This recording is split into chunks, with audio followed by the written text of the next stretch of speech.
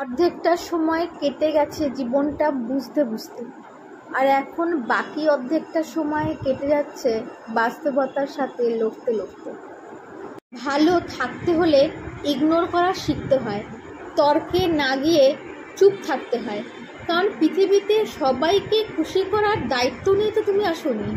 মানুষ চিনতে শিখে গেলে তখন কারোর প্রতি আর কোনো অভিযোগ থাকে না, তখন যেন মনে হয় দূরত্বটাই ভালো।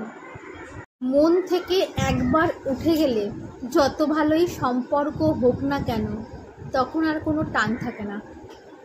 পায়ের তলার মাটি শক্ত হলে কাঁধে হাত রাখার মানুষের অভাব হয় না।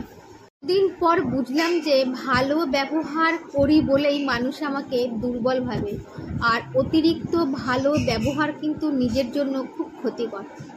ভালো লাগলে অবশ্যই লাইক কমেন্ট শেয়ার করো। Tata, by.